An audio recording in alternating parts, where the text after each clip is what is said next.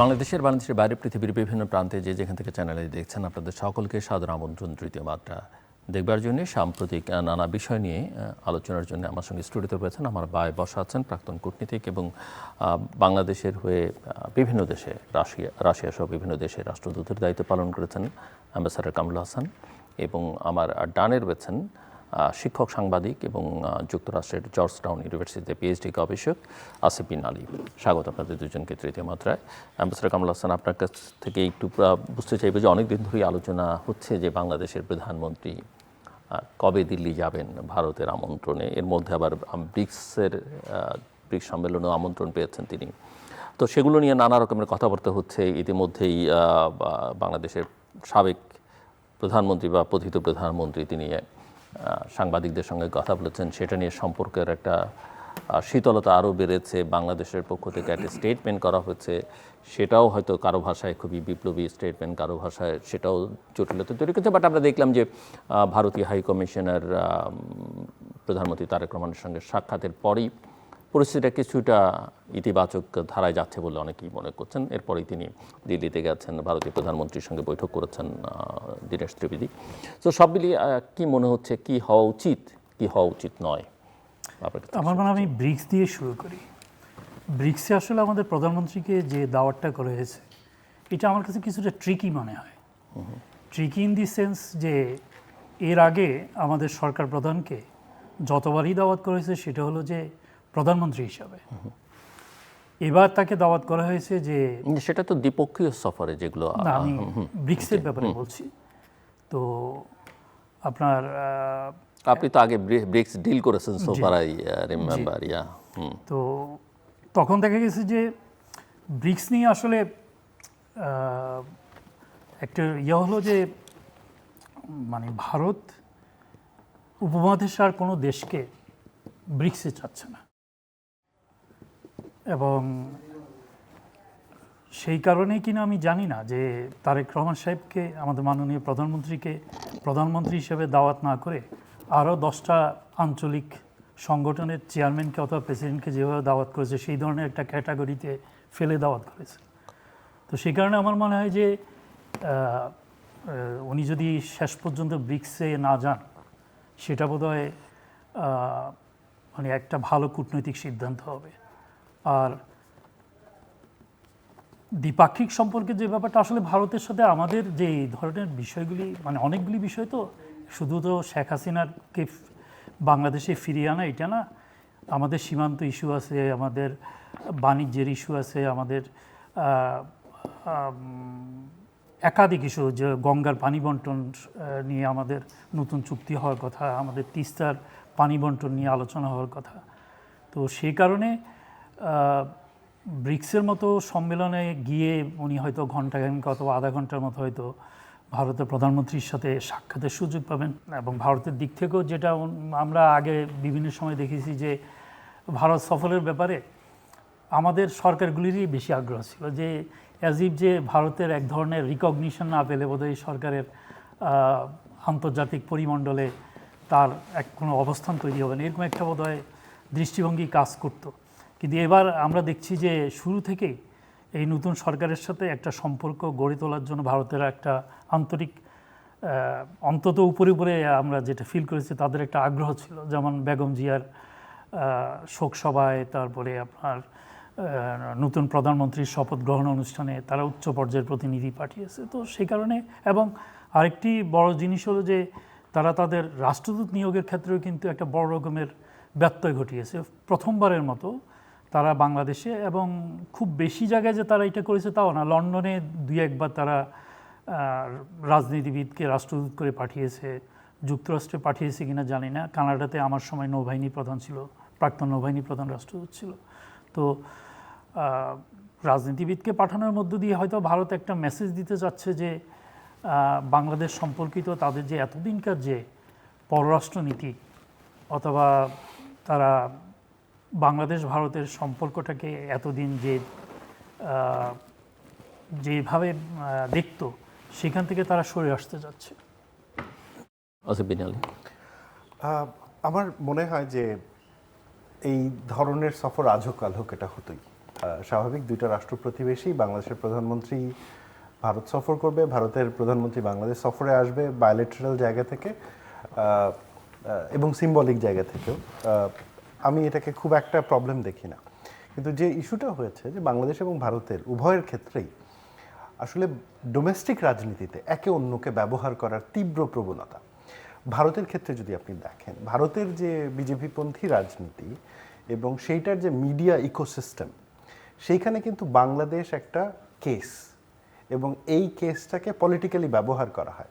এবং আমরা এটার সর্বোচ্চ উদাহরণ দেখলাম পশ্চিমবঙ্গের নির্বাচনের সময়, এটার সর্বোচ্চ ব্যবহার হলো আসামের নির্বাচনের সময়।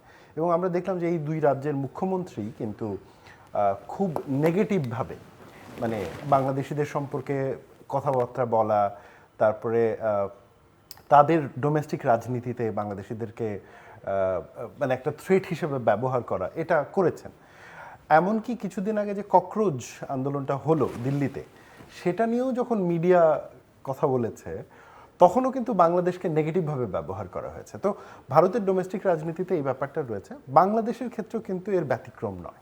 বাংলাদেশের ডোমেস্টিক রাজনীতিতেও মানে ভারতকে যৌক্তিক অযৌক্তিকভাবে দেখানোও একটা প্রবণতা আছে এবং এটা খুব জনপ্রিয় প্রবণতা। এবং এটা আমরা তো এবার ইলেকশনেই দেখলাম যে একটা বড় অংশ মানে রাজনীতি, তার যে ইলেকশনের মানে প্রচারণা, সেটা পুরো অংশটাই ছিল ভারত বিরোধী। তো সেটাও লক্ষণীয়। এখন কোন দেশের ফরেন পলিসি তো আসলে তার দেশের ডোমেস্টিক পলিসি থেকে সেপারেট না, এবং বিশেষ করে আমাদের মতন দেশগুলোতে ফরেন পলিসি এবং ডোমেস্টিক পলিসির মধ্যে যে একটা ফাইন লাইন থাকতে পারে, এই ব্যাপারটা না পাবলিক ডিসকাশনে খুব একটা থাকে না। তো আমাদের ক্ষেত্রেও তাই হয়েছে। তো ফলে যে সফরটা খুব সহজ স্বাভাবিক একটা হওয়ার কথা ছিল, সেইটা কিন্তু আর সহজ স্বাভাবিক না। কারণ আপনাকে দেখতে হবে যে যেহেতু প্রচণ্ড রকম অ্যান্টি ইন্ডিয়া সেন্টিমেন্ট বাংলাদেশের রয়েছে, তো সেই প্রেক্ষিতে তারেক রহমানের যে কোনো সফর যে কোনো সময় তার যে পলিটিক্যাল পার্টি, তাকে চিন্তা করতে হবে যে সে বাংলাদেশে আসলে এটা কিভাবে ট্রিটেড হবে। কারণ আসলে দুইটা দেশের মধ্যে গত 2-2.5 বছরে মানে সম্পর্কের তিক্ততা এমন পর্যায়ে চলে গেছে যে সেইখানে খুব বেশি কিছু এক্সপেক্ট করা যায় তা কিন্তু না। তো কিন্তু আসিফ, সেটা আপনি কেন মনে করছেন? যেটা অ্যাম্বাসেডর কামরুল বলছিলেন যে বেগম জিয়া মারা যাবার পরে তারা প্রতিনিধি পাঠিয়েছে, নতুন সরকারের শপথ গ্রহণ অনুষ্ঠানে পাঠিয়েছে, তারা একেবারে শুরুর দিকে ফর্মালি ইনভাইট করেছে, বিগ সেটটা তো অনেক পরে ইনভাইট করেছে। তো এটা প্রতীকী অর্থে থাকবে কেন? মানে বাংলাদেশ সরকারও প্রথম দিকে মনে হয়নি যে মনে হয়েছে যে প্রবল সমালোচনার মধ্যে তারাও একটা নির্বাচিত সরকার সম্পর্কটা ফিক্স করতে চায়, কিন্তু পরে অবশ্য নানান চাপে, নানান পরিবেশ পরিস্থিতির কারণে ভারতের দিক থেকে ওই পুশিনের পরে নানান ঘটনা প্রবাহে শেখ হাসিনার ভূমিকা নিয়ে হয়তো সম্পর্কটা একটু দূরত্বটা আগের জায়গায় থেকে গেছে।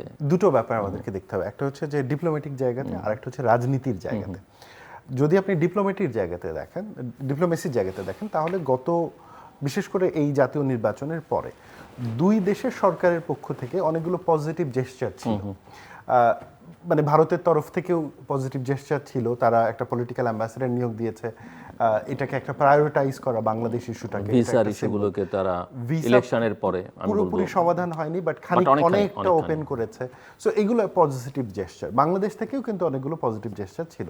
বাংলাদেশের পররাষ্ট্রমন্ত্রী গেছে, স্টেট মিনিস্টার গেছেন, বাংলাদেশের বিডিআরের প্রধান উনি গেছেন, প্রধানমন্ত্রীর নিরাপত্তা বিষয়ক উপদেষ্টা যিনি তিনি গেছেন।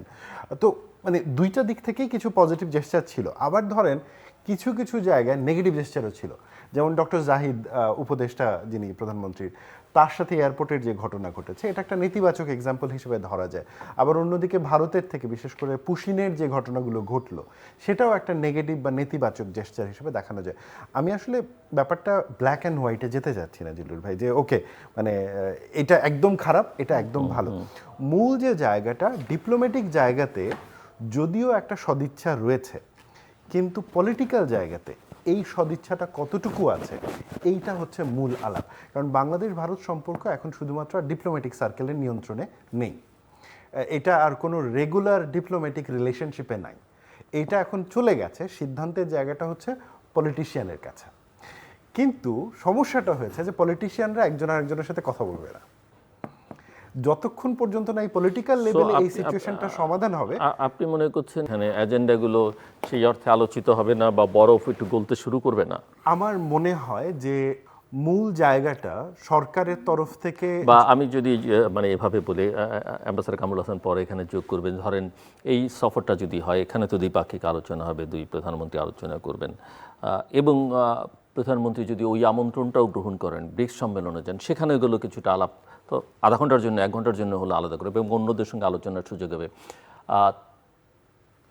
এবং একই মাসে সেপ্টেম্বরে আবার জাতিসংঘে গিয়ে যদি সাইডলাইনে তো অনেক মিটিং হয়, সেখানেও যদি একটা আলোচনা করেন, তো অনেকগুলো সুযোগ তো খুব অল্প সময়ের মধ্যে থাকছে। আই এগ্রি জিলুর ভাই, বাট জিনিসটা একটু ব্যাখ্যা করি স্টেপ বাই স্টেপ। ধরেন বাংলাদেশ ভারতের মধ্যে এখন যে আমাদের অধিকার রিলেটেড যে ইস্যুটা, একটা হচ্ছে তিস্তা, একটা হচ্ছে গঙ্গার পানি বন্টন চুক্তি, বর্ডার সিকিউরিটি, আরেকটা হচ্ছে আমাদের উপরে কিছু মানে বাণিজ্যগত কিছু নিষেধাজ্ঞা ভারত দিয়েছিল যেগুলো এখনো ওঠানো হয়নি, সেগুলোর একটা ব্যাপার রয়েছে, ভিসা পূর্ণ ওপেন করার একটা ব্যাপার রয়েছে। সো আমাদের দিক থেকে অনেকগুলো ইস্যু রয়েছে।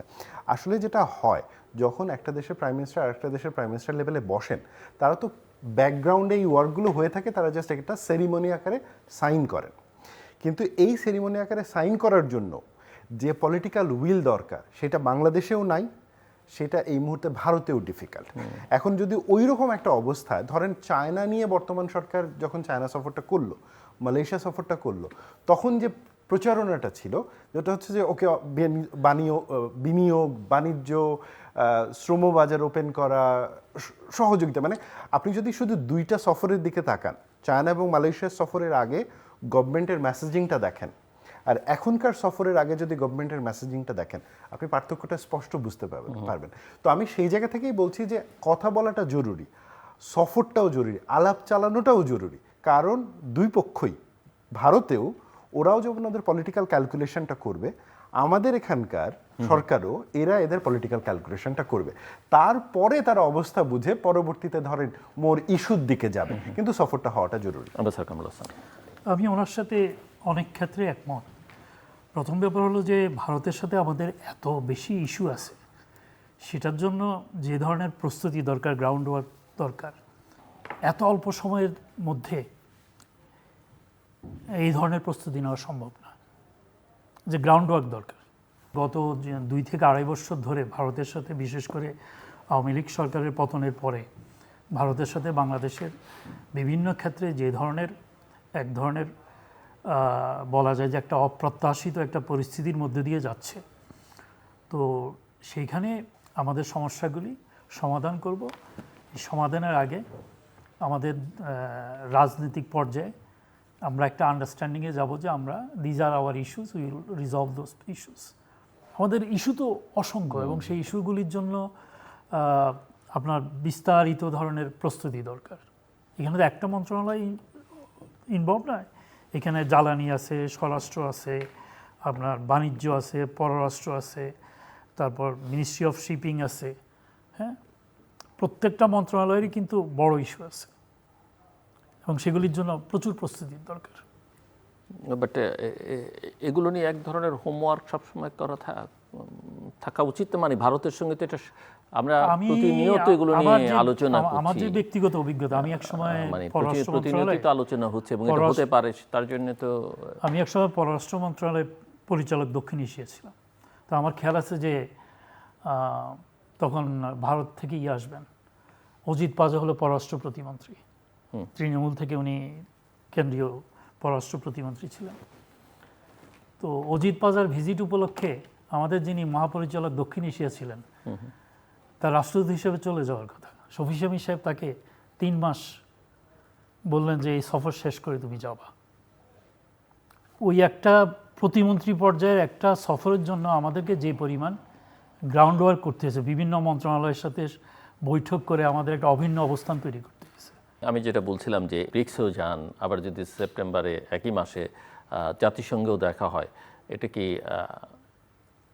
এইটা মানে তুমি কেমন আছো, আমি কেমন আছি, এর বাইরে কিছু হবে না। ওকে, আমি এখানে একটু যোগ করব, মানে আমি এতটা নিরাশাবাদীও হব না স্যারের এই ক্ষেত্রে। আমার মনে হয় যে এই যে আলোচনাগুলো, এটা কন্টিনিউ হওয়াটা দরকার। কারণ ডিপ্লোমেসির জায়গা থেকে যদি আমরা চিন্তা করি, আপনি যদি কথা না বলেন, শুধুমাত্র ধরেন ভারত সরকার তার দেশের মিডিয়াতে বাংলাদেশ নিয়ে চিৎকার করছে, বাংলাদেশ সরকার এবং রাজনীতিবিদ বাংলাদেশের মিডিয়াতে চিৎকার করছে, সমস্যার কিন্তু কোনো সমাধান হবে না। সমস্যার সমাধানের মূল উপায়টাই হচ্ছে বসতে হবে। এবং আমার ধারণা যদি সামনেও যে কথাবার্তা জায়গাগুলো ঘটবে, সেটা মূল যে জায়গাটাতে কাজ করবে সেটা হচ্ছে ট্রাস্টের জায়গাটাতে। দেখেন জিলুর ভাই, এই মুহূর্তে ভারত বাংলাদেশের সম্পর্কের মধ্যে সব থেকে বড় ইস্যু কিন্তু শুধু হাসিনা কিংবা সীমান্ত না, সব থেকে বড় ইস্যু হচ্ছে অবিশ্বাস।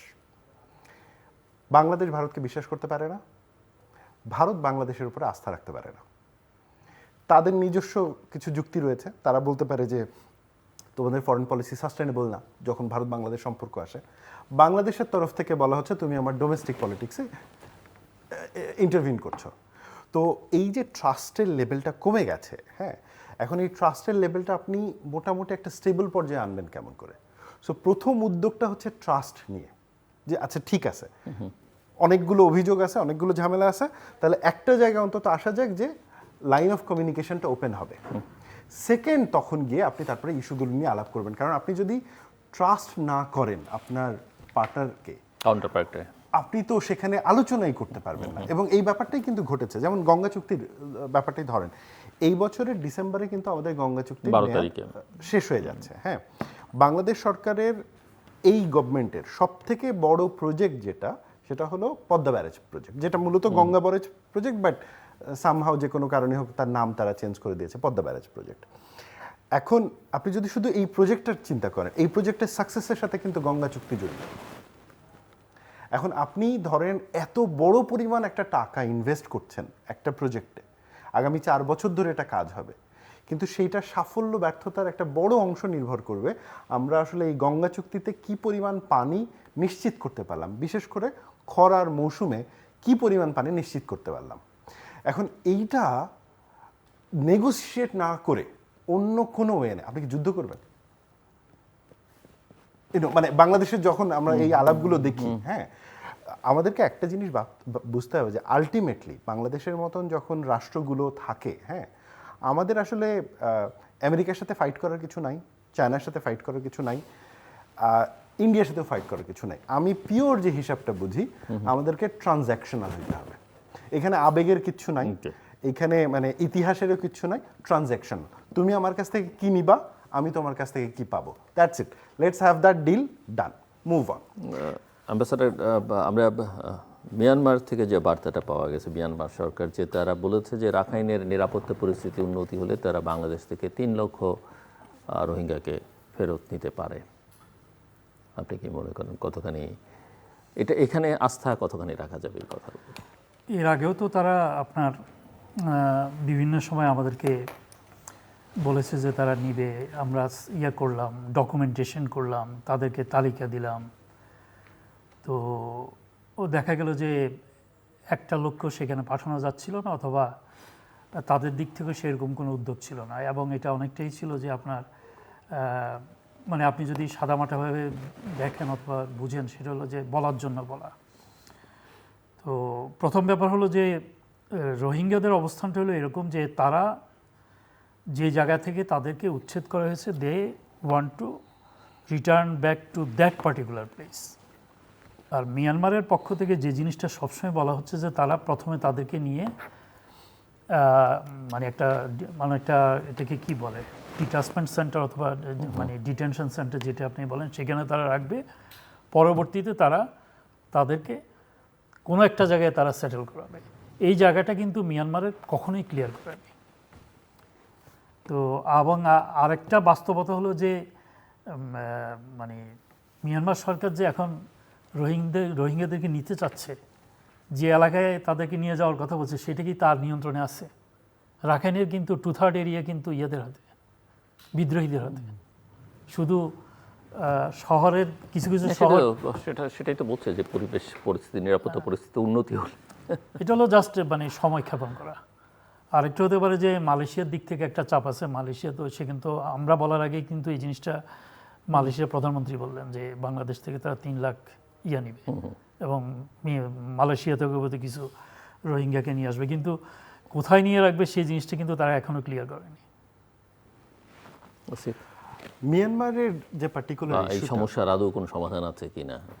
সত্যি কথা বলতে কি মিয়ানমারকে আমরা বুঝি না বাংলাদেশের কনটেক্সটে। হ্যাঁ, মিয়ানমার একটা যোদ্ধা দেশ, ওরা 55-56 বছর ধরে শুধু যুদ্ধই করতেছে। এবং একটা দেশ যখন ধরেন মানে 4 যুগ ধরে যুদ্ধ করে, আপনি তার সাথে ডিপ্লোমেসি করতে পারবেন না, কারণ সে হার্ড পাওয়ার এক্সারসাইজ করে এত বেশি অভ্যস্ত হয়ে গেছে যে সে আসলে আপনার সাথে ডিপ্লোম্যাটিক এঙ্গেজমেন্টে খুব একটা যাবে না। এবং আমাদের ক্ষেত্রে তাই হয়েছে প্রতিবারই। আমরা আশা করছি ডিপ্লোম্যাটিক্যালি এটা সলভ হবে। মিয়ানমারের কাছে এগুলো হচ্ছে কৌশল। আপনি মানে মানে সময় ক্ষেপণ কৌশল। আপনি যদি মানে চাণক্যের অর্থশাস্ত্রের কথা চিন্তা করেন এবং সেখানে যোদ্ধা জাতিগুলো যেভাবে ডিল করে, মিয়ানমার আসলে আমাদের সাথে সেভাবেই ডিল করছে। আমাদের জন্য এখন বিপদের যে জায়গাটা তৈরি হয়েছে সেটা হলো যে আমেরিকা অনেকটাই নিজেকে প্রত্যাহার করেছে রোহিঙ্গা ইস্যু থেকে, শুধুমাত্র ডোনেশনের জায়গাতে বেশি ইনভলভমেন্টটা আছে। অন্যদিকে এই ইস্যুটা অনেকটা চাইনিজ ইনফ্লুয়েন্সে চলে গেছে এবং আমরা যদি চাইনিজদের সমর্থন না পাই মিয়ানমারে, তাহলে রোহিঙ্গা ইস্যু সমাধান করা খুব মুশকিল। অন্যদিকে আপনি যদি খেয়াল করে দেখেন যে পরিমাণ রোহিঙ্গা আমাদের টেরিটরির ভেতরে আটকে আছে, সেইখানে কিন্তু র্যাডিক্যালাইজেশন ঘটছে এবং এই তীব্রতা অনেক বেশি। আপনি যদি এমনি রিসেন্টলি জাতিসংঘের যে রিপোর্টটা আপনি দেখেন, সেখানেও আপনি দেখবেন যে বাংলাদেশের ব্যাপারে কিন্তু একটা সতর্কতার জায়গা তৈরি হচ্ছে যে এখানে আল কায়দা আইএসের যে ইন্ডিয়ান সাবকন্টিনেন্টের যে নেটওয়ার্ক, তারা বাংলাদেশের ভেতরে অ্যাক্টিভ হচ্ছে। এবং এটা যদি আরও আপনি ডিপলি স্টাডি করেন, এবং গত কয়েকদিনে কিছু ঘটনা তো আমরা দেখলাম যে উদ্বেগ বাড়ছে। সো আরও ডিপলি যদি আপনি স্টাডি করেন, দেখবেন যে সেইটার সাথে কোনো না কোনোভাবে আমাদের ওই বর্ডারের অনিরাপত্তা জড়িত। আরেকটা ব্যাপার সেটা হচ্ছে সেখানকার ইয়াবা বিজনেস, এবং এটার সাথে কিন্তু পলিটিশিয়ানরা জড়িত। Let's be frank on that. এটা আগের আওয়ামী লীগ গভর্নমেন্টের রাজনীতিবিদরাও জড়িত ছিল, এখনকার গভর্নমেন্টের রাজনীতিবিদরাও জড়িত থাকলেও অস্বাভাবিক মানে আশ্চর্য হওয়ার কিছু নাই। তো ওই যে ইয়াবা বিজনেসটা, কারণ যে কোনো কনফ্লিক্ট জোনে যে ঘটনাটা ঘটে সেখানে ড্রাগ কারেন্সি হয়ে যায়, সেখানে কিন্তু টাকা এটা কাজ করে না, ড্রাগ কাজ করে। এবং আপনি জাস্ট চিন্তা করেন এত পরিমাণ মানুষ নিজেদের অধিকার থেকে বঞ্চিত, লাইফে আলাদা করে তাদের কোনো জীবন নাই, সেখানে সীমান্ত অনিরাপদ, ড্রাগ আসা যাওয়া হচ্ছে এবং সেইখান থেকে একটা মানি মেইনল্যান্ডে আমাদের দেশের ভেতরে আসছে। এইটা কিন্তু পুরোপুরি আমাদের সিকিউরিটি থ্রেট, মানে এইটা এক্সট্রিম লেভেলের ন্যাশনাল সিকিউরিটি থ্রেট। আমরা মিয়ানমার ইস্যুটাকে দেখার চেষ্টা করেছি হিউম্যানিটেরিয়ান অ্যাঙ্গেলে, এবং আমি এটাকে হোল হার্টেডলি সাপোর্ট করি যে অ্যাজ আ স্টেট যদিও এটা আমাদের দায় না, কিন্তু আমাদের রেসপন্সিবিলিটি আছে মানুষের প্রতি। হ্যাঁ, forget about anything, any human being যার সাহায্যের দরকার তার প্রতি আমাদের একটা নৈতিক দায়িত্ব আছে। কিন্তু তার মানেও আবার এই না যে আমরা আমাদের ন্যাশনাল সিকিউরিটি জায়গাটা দেখব না। এখন দেশের অভ্যন্তরে যদি টেরোরিজম বাড়ে এবং যেটার অনেকগুলো লক্ষণ আমরা দেখতে পাচ্ছি, অন্যদিকে ওই বর্ডার যদি এইভাবে অরক্ষিত থাকে এবং এটা নিয়ে যদি আমরা ভবিষ্যতে সমাধানের দিকে যেতে না পারি, এটা তো আমাদের সিচুয়েশনটাকে খারাপ করবে। সো আমার ব্যাপারটা হচ্ছে যে মিয়ানমার আমাদের সাথে কৌশল করছে, চালাকি করছে, এবং এই ক্ষেত্রে আমাদেরও খুব একটা দোষ নাই। আমরা কি করতে পারি এখন বলেন? সেইখানে এখন যুদ্ধে যাব? কারণ আমাদের আর্মিও ওই অবস্থায় নাই যে মিয়ানমারে গিয়ে যুদ্ধ করবে। তো মানে আমরা এমন একটা বিপদে পড়ছি রোহিঙ্গা ইস্যুটা নিয়ে এবং মিয়ানমার নিয়ে, যে এইখানে আমরা ভালো মানুষ, বাট এইখানে আবার আমরা সাফারার। আমার মনে হয় যে এই ক্ষেত্রে ডোমেস্টিক জায়গা থেকে at best we can do হচ্ছে গভর্নমেন্টকে সাপোর্ট করা। আপনি যেহেতু উগ্রপন্থার উত্থান নিয়ে কথা বলছেন, থ্রেটটাকে আপনি আসলে কোন পর্যায়ে দেখছেন এই মুহূর্তে বাংলাদেশের জন্য? একটা সহজ হিসাব বলি জিলুর ভাই, যখন আপনি একটা বোমা পান মেট্রো রেলের নিচে, বা যখন একটা প্রেসার কুকারের বোমা বিস্ফোরণ করা হয়, নিষ্ক্রিয় করা হয় সাভারে, তার মানে ওইটা হচ্ছে চূড়ান্ত পর্যায়ে। মানে ওইটা কিন্তু আর তখন লক্ষণ না, ওইটা হচ্ছে চূড়ান্ত পর্যায়ে। তার মানে এখন এই পর্যায়ে চলে গেছে।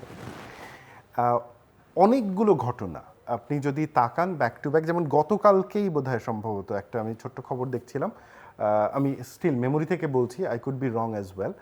একটা মহিলা মাদ্রাসা একটা ককটেল বিস্ফোরণ ঘটেছে এবং কয়েকজন ছোট ছোট বাচ্চা ছাত্রী আহত হয়েছে। এটা নিয়ে হয়তো আরও সামনে রিপোর্ট আসবে, জানি না কতটুকু এটা ইনভেস্টিগেশন হয়। তো এই লক্ষণগুলো কিন্তু এখন স্পষ্ট জিল্লুর ভাই। আমরা একটা জিনিস বুঝতে পারছি না যে আমরা কিন্তু আসলে স্টেবিলিটিতে এখনো যাই নাই, আমরা আপাত স্টেবিলিটিতে আছি। অর্থাৎ আপনি যদি চিন্তা করেন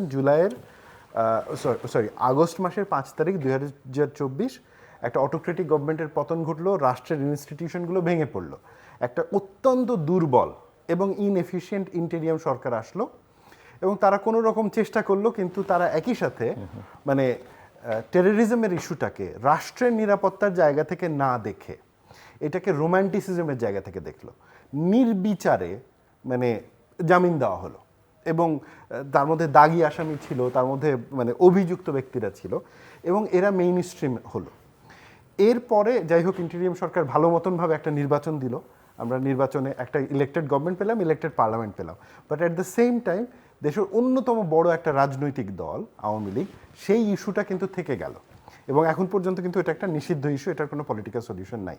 তার মানে হচ্ছে মানে দেশের সিকিউরিটির জন্য অলরেডি মেইন স্ট্রিম পলিটিক্যাল ঝামেলা তো আছেই। এখন ওই মেইন স্ট্রিম পলিটিক্যাল ঝামেলার পাশাপাশি যদি এখন এই ধরনের টেররিস্ট নেটওয়ার্ক কাজ করা শুরু করে, এইটা আমাদের জন্য একদম মানে নাভিশ্বাস ওঠার মতন অবস্থা হবে। আমি একটা পয়েন্ট বলে শেষ করবো জিলুর ভাই, এটা হচ্ছে দেখেন প্রত্যেকটা সোসাইটিতে র্যাডিক্যাল এলিমেন্ট থাকে, প্রত্যেকটা সোসাইটিতে। এটা যেমন ধরেন হিন্দু সোসাইটিতে আছে, মুসলিম সোসাইটিতে আছে, খ্রিশ্চান সোসাইটিতেও আছে।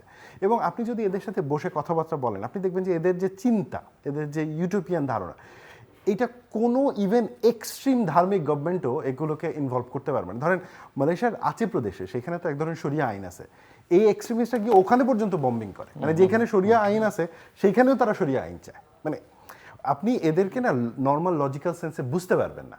তো এই ধরনের এক্সট্রিমিস্ট এলিমেন্ট তারা সমাজে যদি মানে প্রান্তিক পর্যায়ে থাকে তাহলে ঠিক আছে, কিন্তু যদি মেইন স্ট্রিমে চলে আসা শুরু করে তখন বিপদ। আপনি কিছুদিন আগে কয়েকটা সংবাদপত্র নিউজ করেছে, একদম ডিটেলস ইনভেস্টিগেটিভ নিউজ করেছে, কয়েকটা ঢাকা স্ট্রিম, তারপরে হচ্ছে এটা ডিসেন্ট এবং ওখানে দেখাচ্ছে যে আল কায়দার সাথে এবং আইএসের সাথে জড়িত এদের বই বাংলায় অনুবাদ হচ্ছে, যারা অনুবাদ করছেন তারা একটু ছদ্মনামে অনুবাদ করছে এবং এই বইগুলো এখন বিভিন্ন জায়গায় একদম মানে অহরহ পাওয়া যাচ্ছে এবং কিছু নোন পাবলিকেশন হাউস এই বইগুলো প্রকাশ করছে। এইটা তো কোনো স্বাভাবিক চিত্র না জিলুর ভাই।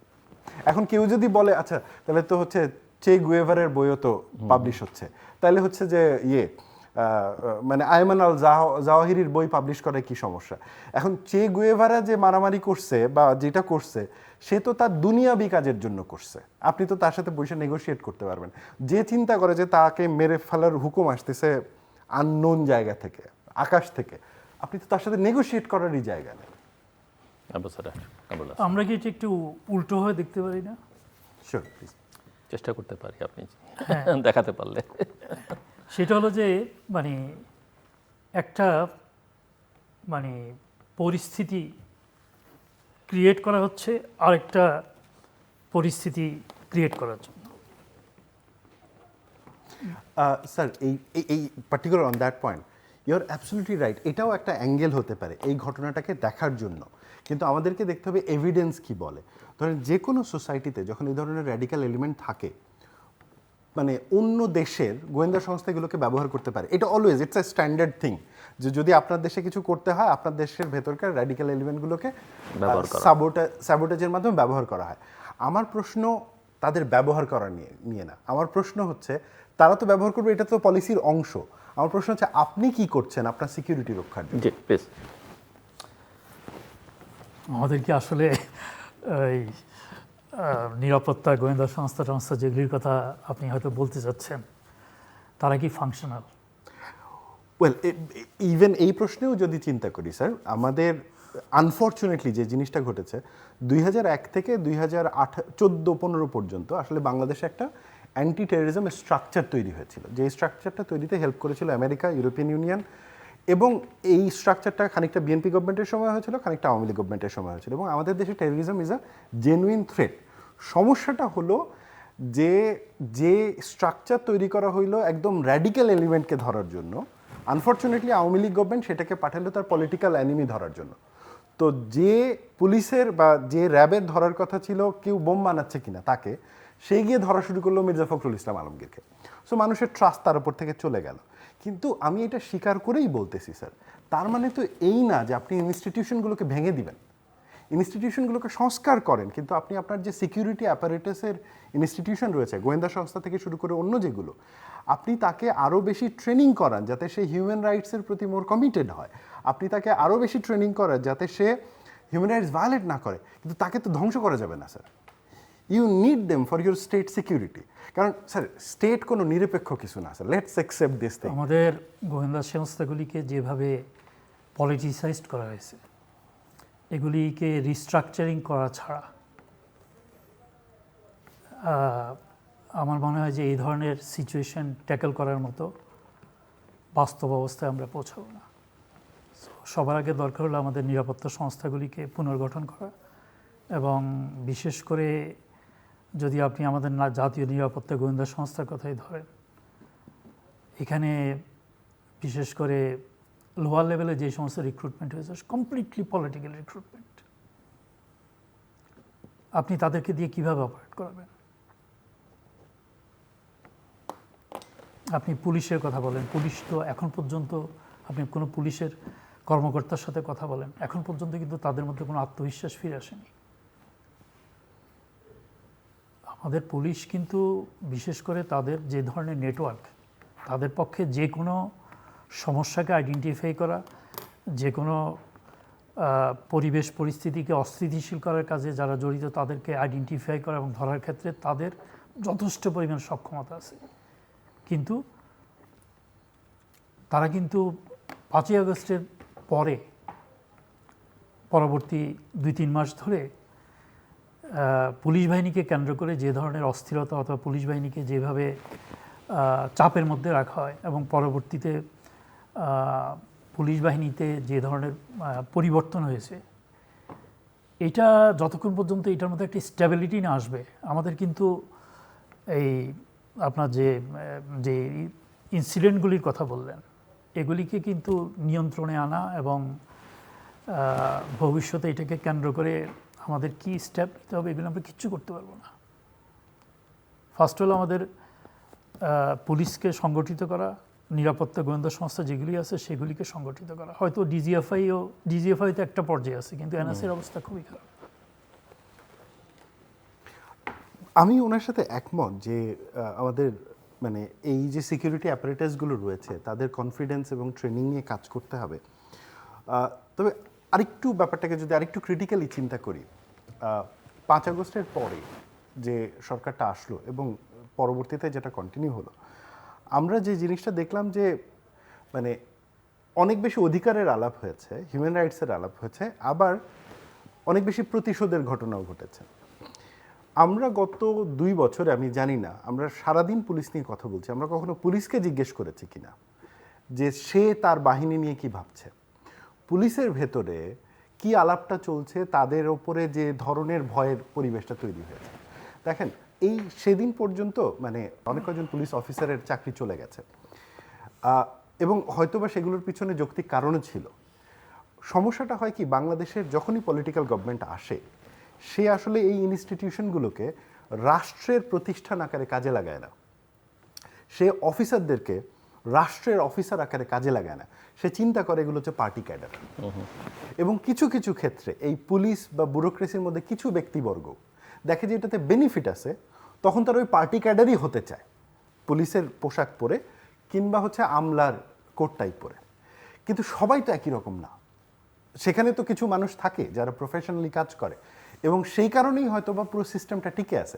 বাংলাদেশটা অ্যাজ এ স্টেট টিকে আছে, এটা যদি আমি একদম ধ্বংসতার হয়ে যায় না, তাহলে ওই মানুষদের কথা কি আমি শুনবো না? পুলিশের যে অফিসারটা অনেস্টলি কাজ করার চেষ্টা করেছে কিন্তু রাজনৈতিক ইনফ্লুয়েন্সের জন্য করতে পারে নাই, ব্যুরোক্রেসির সেই অফিসারটা যে অনেস্টলি কাজ করার চেষ্টা করেছে কিন্তু সে রাজনৈতিক ইনফ্লুয়েন্সের জন্য শুনতে পারে নাই, তার কথাও তো শুনতে হবে। আমার এখন যে জিনিসটা হয়েছে জিডুর ভাই, সেটা হচ্ছে যে একদম পুরা ভিলেন বানায় ফেলা, police as a whole villain, ধরেন গোয়েন্দা সংস্থা অ্যাজ আ হোল ভিলেন।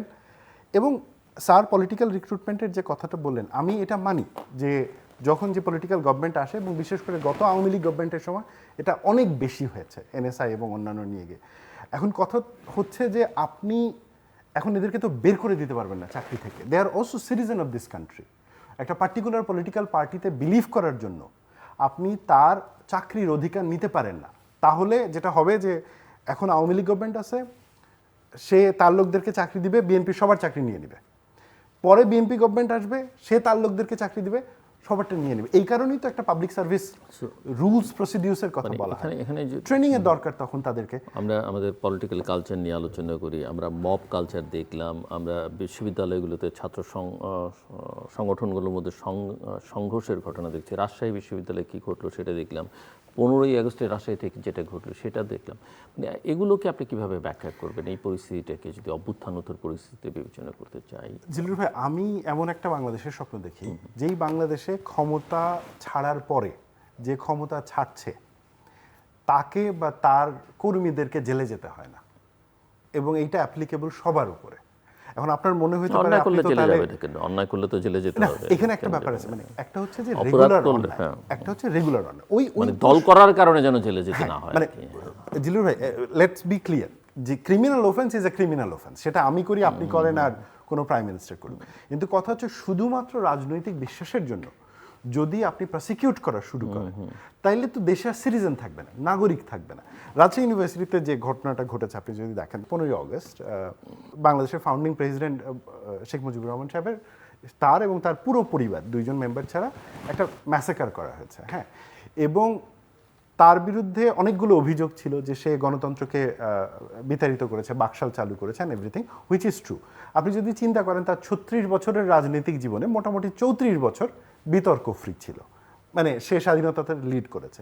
71-এর পরে এসেও তার যেমন অনেকগুলো পজিটিভ উদ্যোগ ছিল, যেমন রিকনসিলিয়েশনের চেষ্টা করা, ইনস্টিটিউশনগুলোকে ফেরত আনার চেষ্টা করা, আবার অনেকগুলো জায়গাতে তার লিমিটেশনও ছিল। তার মধ্যে একটা বড় লিমিটেশন হচ্ছে যে সে যে গণতন্ত্রের জন্য সংগ্রাম করলো, সে সেই জায়গাটাতে গণতন্ত্রে না গিয়ে বাকশালের মতন একটা জিনিস চালু করলো। কিন্তু এর কোনোটাই একজন পলিটিশিয়ানের তার সপরিবারে তার হত্যাকে জাস্টিফাই করতে পারে কিনা। যদি এখন আপনি দেখেন ঢাকা শহরে এই মুহূর্তে একদল লোক এটাকে জাস্টিফাই করার জন্য উঠে পড়ে লেগেছে। জিয়াউর রহমানের কথা ধরেন, তিনি মুক্তিযুদ্ধের ঘোষণা দিয়েছেন, তিনি একজন মুক্তিযোদ্ধা, তিনি ওয়ান অফ দ্য মানে প্রেসিডেন্ট বাংলাদেশের যে ইনস্টিটিউশনগুলোতে কাজ করেছে, তাকেও মেরে ফেলা হয়েছে। আপনি আরেক দল পাবেন যে তার এই মেরে ফেলাটা জাস্টিফাই করে। তো আজকে বঙ্গবন্ধুর মৃত্যু দিবসে ধরেন হচ্ছে রাজশাহী বিশ্ববিদ্যালয়ের মানে একটা গরু জবাই করে সেলিব্রেট করা হচ্ছে, এটা কোন ধরনের রাজনৈতিক মানে দৈন্যতা। ধরেন ফর এক্সাম্পল একটা বলি, ধরেন মতিউর রহমান সাহেব, মতিউর রহমান নিজামী বা জামাতের যে নেতারা হচ্ছে যুদ্ধাপরাধের অপরাধে অভিযুক্ত হয়ে ফাঁসিতে দণ্ডিত হয়েছেন এবং মারা গেছেন, আপনি কি তাদের মৃত্যু সেলিব্রেট করবেন? তার মৃত্যু তো সেলিব্রেট করা যাবে না, বিকজ তিনি জীবিত অবস্থায় তার যেটুকু অন্যায় করেছিল রাষ্ট্র তার শাস্তি দিয়েছে, এবং মৃত্যুর পরে he has nothing to do with livings. এইটা মানে আমি দেখলাম যে খুব প্রভাবশালী একজন সাংবাদিক তিনি পোস্ট করেছেন যে আচ্ছা, বঙ্গবন্ধুর মৃত্যুর পরে তো বিভিন্ন জায়গায় মিষ্টি বিতরণ হয়েছে, মিষ্টির দোকান খালি হয়ে গেছে। দেখেন, এইটা তো অন্যদের ক্ষেত্রেও প্রযোজ্য। আমি মানে যেমন একজনের কথা আমি মনে করতে পারি যে রাজাকারের অভিযোগে অভিযুক্ত একজনের ফাঁসির পরেও সেম জিনিস হয়েছে। এখন 1 লক্ষ লোক যদি মিষ্টি কিনে, আমি কি এটা দিয়ে জাস্টিফাই করব যে এটা সবাই চিন্তা করছে কিনা? মানে মিষ্টি কেনা কি কোনো এক্সাম্পল যে এটা একটা প্যারামিটার যে ওর মৃত্যুতে মিষ্টি খেলো আর ওর মৃত্যুতে মিষ্টি খেলো না? তার মানে হচ্ছে যে বিকজ আমাদের এখানে তো এগুলো পলিটিক্যালি ডিসাইড হয়। আমি জিল্লুর ভাই সামারাইজ করবো খুব ছোট্ট একটা পয়েন্ট দিয়ে, যদি আমরা একটা সুস্থ বাংলাদেশ চাই তাহলে প্রসিডিউরের কথা বলি, রুলসের কথা বলি, ডেমোক্রেসির কথা বলি, তাহলে এখানে পলিটিশিয়ানের জীবনের নিরাপত্তা থাকতে হবে, এবং যে কোনো ব্যক্তির, যে কোনো নাগরিকের তারও জীবনের নিরাপত্তা থাকতে হবে। এর বাইরে কোনো আলাপ হতে পারে না। 15ই আগস্ট নিয়ে যখন কথা বললেন, তো আমার রাষ্ট্রদূত জীবনের প্রথম যে অস্বস্তিকর অভিজ্ঞতা সেটা আমার সিঙ্গাপুরে হয়। সাধারণত আমরা পরিচয়পত্র পেশের পরে রাষ্ট্রপতির সাথে 15 মিনিট থেকে আধা ঘন্টার একটা সেশন থাকে। সেটা অধিকাংশ সময় দেখা যায় যে 1-to-1 হয় একটা সময়, পরে হয়তো দেখা গেলো যে কনসার্ন সেকশনের ডিরেক্টর জেনারেল যোগ দেন। তো সিঙ্গাপুরের প্রেসিডেন্ট আমার সাথে কথা শুরু করলেন এইভাবে যে তোমরা কেমন মানুষ, you killed your father. 2007 you killed your father. তো আমি প্রথমে একটু হয়ে গেলাম যে ভদ্রলোক কি বলতে চাচ্ছে, মানে উনি যে বঙ্গবন্ধুকে মিন করলেন এটা আমি ঠিক বুঝতে পারিনি। তারপর আমাকে বললেন যে তোমরা তোমাদের ওয়ার হিরোকে মেরে ফেলছো। তো এই যে ধরেন পলিটিশিয়ানদেরকে তাদের ভুল থাকতে পারে, হ্যাঁ, বঙ্গবন্ধু মানে ৭৩-এর নির্বাচনে বিরোধী দল যেভাবে পার্লামেন্টে আসা উচিত ছিল তার দল সেই ধরনের একটা নির্বাচন হতে দেয়নি, হ্যাঁ, অথবা ৭৫-এ তিনি বাকশাল চালু করেছেন। তো এর জন্য যে তাকে মেরে ফেলতে হবে, আচ্ছা তাকে না হয় মেরে ফেলা, তার পরিবারের কী সমস্যা ছিল, তার পরিবারের সদস্যদেরকে কেন মারা হলো?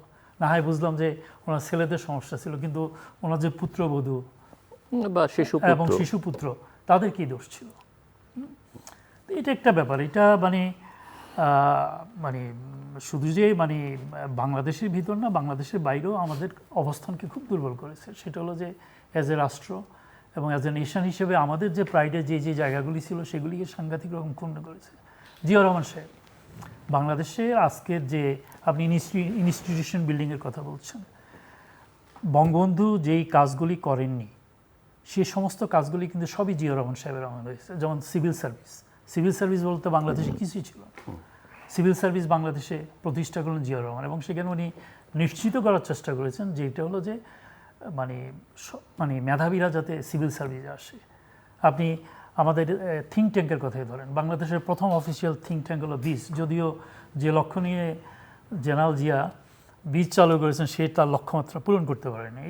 এটা দাঁড় করানো হয় যে সরকার প্রধানকে এবং পররাষ্ট্র মন্ত্রণালয়কে নিয়মিত রিসার্চের মাধ্যমে ফিড দেওয়া, যেটা তারা পরবর্তীতে তাদের এইভাবে আপনি যদি ধরেন প্রায় প্রত্যেকটা প্রতিষ্ঠানকে কিন্তু জিয়াউর রহমান তৈরি করেছেন, এবং সেই লোকটাকে আমরা মেরে ফেললাম। এবং সেই কিভাবে মারলাম সেটা তো আমরা সবাই প্রত্যক্ষ করি, এবং সেখানে দেখা গেল যে আমরা বিদেশি ষড়যন্ত্র বলে এটা চালায় হয়তো বলতে পারি, কিন্তু এটার সাথে তো আমাদের দেশীয় লোকরা যুক্ত ছিল।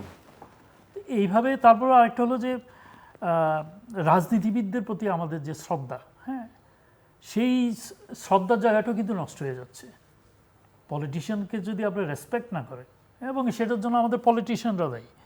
আপনি যে লোক সারা জীবন রাজনীতি করলো, আপনি পলিটিক্যাল ইনস্টিটিউশন দাঁড়াবে কীভাবে? আপনি যে লোক সারা জীবন রাজনীতি করলো, আপনি যখন পার্লামেন্টে নমিনেশনের সময় আসলো আপনি তাকে নমিনেশন দিলেন না, আপনি এমন একটা লোককে নমিনেশন দিলেন যে হয়তো পার্টি ফান্ডে হয়তো 10 কোটি টাকা অথবা 20 কোটি টাকা চাঁদা দিয়ে দিতে পারবে। তো এইভাবে তো মানে আপনার রাজনৈতিক সিস্টেম ডেভেলপ করে না। হ্যাঁ, তারপর হলো যে আপনার রাজনীতিবিদদের যে সততা, একজন রাজনীতিবিদকে দেখে মানুষ প্রভাবিত হবে অথবা অনুপ্রাণিত হবে, সেই যে অবস্থা তো নাই। আমি অন্তত ৭৯ পর্যন্ত আমি পার্লামেন্টের এমপিদেরকে দেখেছি, কলেজ শিক্ষক, হ্যাঁ, উকিল। সে আমি ৮৬-তে দেখলাম যে প্রথম ব্যবসায়ীরা, আমলারা, অবসরপ্রাপ্ত সামরিক কর্মকর্তারা পার্লামেন্টে চলে আসছেন। ৯০-তে ৯৬, এটা এখন প্রকট থেকে প্রকটতর আকার ধারণ করতেছে। কাজে আমাদের দেশে আমার মনে হয় যে ইনস্টিটিউশনাল বিল্ডিং যেমন দরকার, পাশাপাশি আপনার একটা রাজনৈতিক দল কিভাবে কাজ করবে, রাজনীতিবিদরা কিভাবে গুরুত্ব পাবে, এগুলিও কিন্তু আমার মনে হয় যে সমানভাবে আমাদের গুরুত্ব দিতে হবে। সো আমরা শেষের দিকে ক্লোজিং রিমার্কস, আসিফ। আমি একটা ছোট্ট এক্সাম্পল দিই, ক্লোজিং রিমার্কটা দিই। মির্জা ফখরুল ইসলাম সাহেব প্রেসিডেন্ট হতে চলেছেন, এবং মোস্ট প্রবাবলি আওয়ামী লীগের সময় যিনি প্রেসিডেন্ট ছিলেন, মানে চুপ্পুর আগে যিনি ছিলেন, আব্দুল হামিদ সাহেব লাস্ট ওয়ান অফ দ্য মোটামুটি অ্যাকসেপ্টেবল একটা পলিটিশিয়ান যিনি ওই পদটাতে যান। তারপরে তো আমরা দেখলাম যে প্রেসিডেন্ট অফিসটাকে কীভাবে নষ্ট করা হলো, মানে পুরো। এবং ফাইনালি এই ভদ্রলোক যখন যাচ্ছেন রাষ্ট্রপতি হওয়াতে, আমরা আশা করি যে এই জিনিসগুলো এক্সাম্পল আকারে থাকবে, যে রাষ্ট্রের যে হার্ড পাওয়ারের জায়গাগুলো সেগুলো ক্লিন ইমেজের পলিটিশিয়ানদের হাতে থাকবে, এবং রাষ্ট্রটাকে ফাংশন করার জন্য, বিল্ড করার জন্য যেমন আমলা, অফিসার এবং ওনারা কাজ করবে, ঠিক তেমনিভাবে একটা ভালো কালচার তৈরি করার জন্য বুদ্ধিজীবী, অ্যাক্টিভিস্ট, সাংবাদিক, চিন্তক যারা আছেন তারা কাজ করবেন। জিরুল ভাই, যে সমস্যাটা হয় যে আমরা শুধু মনে করি যে আমার পলিটিশিয়ান খারাপ, আসলে কি আমরা একটা সিচুয়েশনে বাস করি যেখানে আমার পলিটিশিয়ানও খারাপ, আমার সাংবাদিকও খারাপ, আমার শিক্ষকও খারাপ, আবার হচ্ছে যে আমার ধরেন আর্মি অফিসারও খারাপ, আবার এখানে কিছু ভালো পলিটিশিয়ান আছে, কিছু ভালো শিক্ষক আছে, কিছু ভালো সাংবাদিক আছে, আবার কিছু ভালো অফিসারও আছে। সমস্যাটা হয় মন্দ যেগুলো তারা এত জলদি সিন্ডিকেট করে, এবং সিন্ডিকেট করার পরে ক্ষমতাকে এমনভাবে কুঙ্খিগত করে যে এদেরকে বের করার জন্য তখন মানুষকে রাস্তায় নামতে হয়, গণ অভ্যুত্থান করতে হয়। কিন্তু যদি নিয়মতান্ত্রিক রাজনীতি চলতো, তাহলে ধরেন এক মেয়াদে এক পলিটিশিয়ান প্রেসিডেন্ট হচ্ছে, প্রধানমন্ত্রী হচ্ছে, আর এক মেয়াদে আরেকজন পলিটিশিয়ান প্রেসিডেন্ট হচ্ছে, প্রধানমন্ত্রী হচ্ছে। পুলিশকেও তার নির্বাচন রিগিংয়ের জন্য, আমলাকে তার নির্বাচন রিগিংয়ের জন্য, ডিসিকে তার নির্বাচন রিগিংয়ের জন্য চাকরি হারাতে হচ্ছে না। আমরা যদি এইভাবেই চিন্তা করি যে একবার ক্ষমতায় যাব, 2-3 বছর থাকবো, যত বেশি সম্ভব টাকা ইনকাম করে দুবাই, মালয়েশিয়া, সিঙ্গাপুর অথবা আমেরিকা চলে যাব, তারপরে যে পালাইতে পারবে না সে তো জেলে চলে যাবে, এই যদি চিন্তা হয় তাহলে বাংলাদেশের জন্য শনি আছে। তবে যদি চিন্তাটা এরকমের হয় যে না, সবাই মিলেমিশে থাকবো, একটা সিভিলিটি থাকবে, নাগরিক চিন্তার জায়গা থাকবে, তাহলে হয়তো একটা হোপের জায়গা আছে। জি, আম্বাসাদর কামরুল হাসান, ছোট করে বলি, সেটা হলো যে মির্জা ফখরুল ইসলাম আলমগীরের সরকারি দল থেকে রাষ্ট্রপতি হিসাবে মনোনয়নের মধ্য দিয়ে আমরা হয়তো একটু আশাবাদী হতে পারি যে বাংলাদেশে হয়তো সুস্থ ধারার রাজনীতি ফিরে আসবে। তিনি পেশাদার রাজনীতিবিদ, শিক্ষকতা করেছেন, এবং সবচেয়ে বড় গুরুত্বপূর্ণ বিষয় হলো যে একেবারে মাঠ পর্যায় থেকে উঠে আসা। তিনি স্থানীয় সরকার নির্বাচন করেছেন, স্থানীয় সরকার থেকে জাতীয় রাজনীতিতে উঠে এসেছেন, রাজনৈতিক দলের নেতৃত্ব দিয়েছেন, এবং বেগম জিয়ার অনুপস্থিতিতে এবং প্রধানমন্ত্রী তারেক রহমানের অনুপস্থিতিতে দীর্ঘ 17 বছর দলকে টেনে নিয়ে গেছেন। এবং তার বিরুদ্ধে কিন্তু অসততা অথবা দেশের প্রতি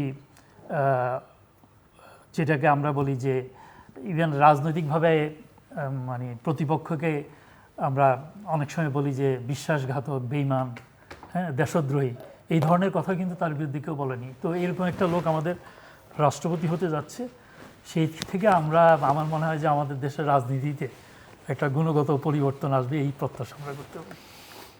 দর্শক, শেষ প্রান্তে আমরা সামাজিক যোগাযোগ মাধ্যম ফেসবুক, এক্স এবং ইউটিউবের তৃতীয় মাত্রা লাইভ স্ট্রিম হচ্ছে আপনারা দেখতে পারেন। টেলিভিশন পর্দায় দেখতে না পারলে যে কোনো সময় যে কোনো স্থান থেকে ইউটিউবের তৃতীয় মাত্রা চ্যানেলটি সাবস্ক্রাইব করে পর্ব বা পুরনো পর্বগুলো আপনারা দেখতে পারেন। বিশেষ বিন আলী এবং আম্বাসাদর কামরুল হাসান, অসংখ্য ধন্যবাদ এই আলোচনা অংশ নেবার জন্য। দর্শক, আমরা আলোচনা শুরু করেছিলাম বাংলাদেশের প্রধানমন্ত্রী ভারত যাবেন কিনা, যাওয়া উচিত কিনা, কেননা এই বিতর্কটা বাংলাদেশে আছে। মূল কথা হচ্ছে যে সম্পর্ক আছে, সম্পর্কে টানাপোড়েন আছে, এবং এই টানাপোড়েনটা কাটিয়ে উঠতে হবে, এবং সেটা কাটিয়ে উঠতে হলে কথাবার্তা বলবার কোনো বিকল্প নেই। এবং চাইলেই ভারতকে অস্বীকার করা যাবে না, অন্য অনেক দেশকে অস্বীকার করা যাবে, কারণ ভারত আমার প্রতিবেশী, নিকটতম প্রতিবেশী এবং বড় প্রতিবেশী। প্রায় সব পাশ দিয়েই ভারতের অস্তিত্ব আছে, তার সঙ্গে নানা রকমের লেনদেন আছে, দুপক্ষেরই স্বার্থ আছে, দুপক্ষই দুপক্ষের জন্য ঝামেলা তৈরি করতে পারে, আবার দুপক্ষই দুপক্ষের কাজে লাগতে পারে। এই বিবেচনা থেকে অতীতকে মাথায় রেখে, কিন্তু অতীতকেই প্রধান বিবেচ্য বিষয় না ধরে এই সম্পর্কটা কতটা উন্নত করা যায় সেই চেষ্টাটা হওয়া উচিত। এবং এক্ষেত্রে দুই পক্ষের মধ্যে যাতায়াত, সরকার প্রধানের পর্যায়ে সফর, এগুলো অত্যন্ত গুরুত্বপূর্ণ। দ্বিতীয় হচ্ছে মিয়ানমারের যে সরকারের থেকে যে বার্তাটা সর্বশেষ আসলো যে 3 লক্ষ রোহিঙ্গাকে তারা রাখাইনের পরিস্থিতি উন্নতি হলে নেবেন, এই আশ্বাসে নির্ভর করলে চলবে না, এই আশ্বাসের উপরে বসে থাকলে চলবে না। এটা এদেরকে আসলে ফেরত পাঠানো যাবে কিনা সেটা একটা বড় প্রশ্নবোধক চিহ্ন, কখনোই যাবে কিনা। তবে চেষ্টাটা বাংলাদেশকে চালিয়ে যেতে হবে, এবং এর জন্য যত রকমের কূটনৈতিক তৎপরতা, আন্তর্জাতিক ফোরামে বিষয়টাকে নিয়ে যাওয়া, সেই চেষ্টাটা বাংলাদেশের দিক থেকে থাকতে হবে। বাংলাদেশে উগ্রপন্থার উত্থান এবং এই উগ্র গোষ্ঠীকে ব্যবহার করা হয়েছে, বিভিন্ন মহল করেছে, দেশের বাইরে থেকে করেছে, দেশের ভেতর থেকে করা হয়েছে, রাজনৈতিক স্বার্থে করা হয়েছে, এবং উগ্রপন্থার কথা রাজনৈতিক সুবিধার জন্য ব্যবহার করা হয়েছে, সবটাই সত্যি।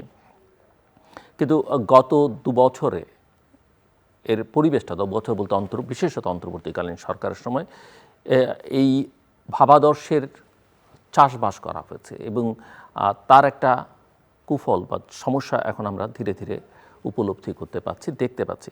এবং এটাকে যদি মোকাবেলা না করা যায়, সেটা শুধু সরকারের জন্যই বড় চ্যালেঞ্জ হয়ে দাঁড়াবে না, বাংলাদেশের জন্য, বাংলাদেশের জনগণের জন্য, আমাদের স্বাধীনতা, সার্বভৌমত্ব, অস্তিত্বের জন্য বড় বিপদ ডেকে আনতে পারে। যেটাকে এখন থেকেই শক্ত হাতে মোকাবেলা করা দরকার এবং এই ভাবাদর্শকে সাংস্কৃতিকভাবে, রাজনৈতিকভাবে মোকাবেলার প্রস্তুতিও সাংগঠনিকভাবে এবং সার্বিকভাবে নেওয়া দরকার।